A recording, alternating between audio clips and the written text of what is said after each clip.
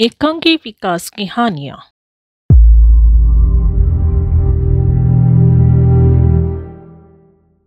मानसिक असंतुलन से मनुष्य के व्यक्तित्व का एकांगी विकास होता है। हम में से प्रत्येक व्यक्ति मानसिक रूप से नई परिस्थितियों में फिट होने का प्रयत्न करता रहता है।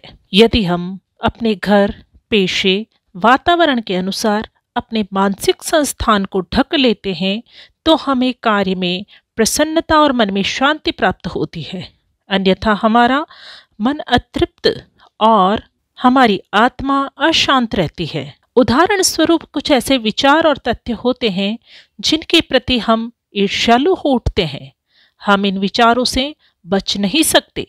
उनके बावजूद हमें इन्हीं विरोधी विचारों से कार्य करना है, उनसे मित्रता करनी है, तभी हमें मानसिक शांति प्राप्त हो उठेगी। मन में आंतरिक संघर्ष का क्या कारण है?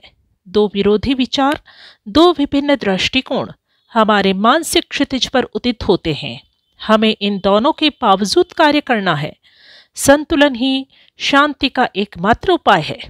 चोरी करने वाला व्यक्ति वह है जो अपने विचार, भावना और अंतरात्मा में पारस्परिक संतुलन नहीं कर पाता।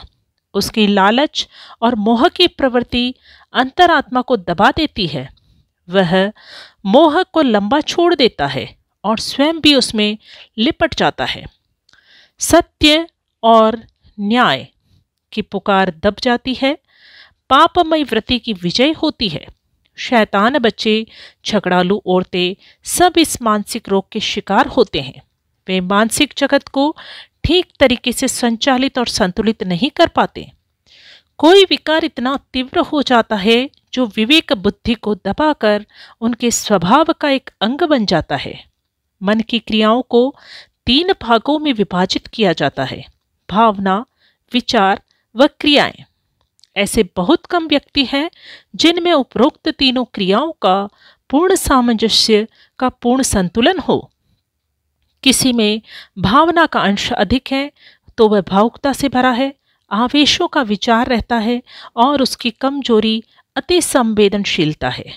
वह जरा सी भावना को तिल का ताड़ बनाकर देखता है। विचार प्रधान व्यक्ति दर्शन की गूढ़ गुत्थियों में ही डूबते उतरते रहते हैं। नाना कल्पनाएं उनके मानस क्षितिज पर उदित अस्त होती रहती है। योजना बनाने का कार्य उनसे खूब करा लीजिए, पर असली काम के नाम वे शून्य है। तीसरे प्रकार के व्यक्ति सोचते कम हैं, भावना में नहीं बहते हैं, पर काम खूब करते हैं।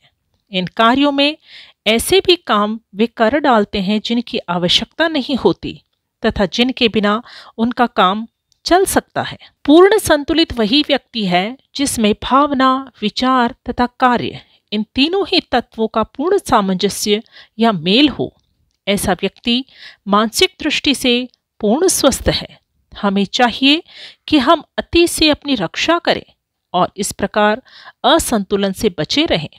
कहने का तात्पर्य यह है कि अति भावुकता के चक्र में पड़कर ऐसा न कर डालें, ऐसे वादे न कर बैठें जिन्हें बाद में पूर्ण न कर सकें।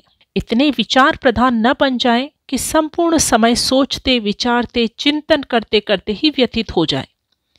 विचार करना उचित है, किंतु विचारों ही में निरंतर डूबे रहना, कार्य न करना हमें मानसिक रूप से आलसी बना डालेगा। अच्छे व्यक्ति के निर्माण में क्रिया, भावना तथा विचार शक्ति, इन तीनों आवश्यक तत्वों का पूर्ण विकास होना चाहिए। जो व्यक्ति काम, क्रोध, आवेश, उद्वेग इत्यादि में निरत रहते हैं, उन्हें भावनाजन्य मानसिक व्याधियों का परित्याग करना चाहिए।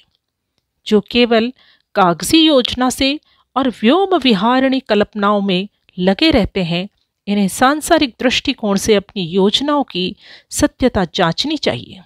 इन दोनों प्रकार के व्यक्तियों को अपने कार्यों को जीवन में प्रकट करना चाहिए। हम महान पुरुषों में देखते हैं कि उनकी बुद्धि पूर्ण विकास को पहुंच चुकी थी। विचार और इच्छा शक्ति बड़ी बलवती थी और कार्य शक्ति उच्च कोटि की थी।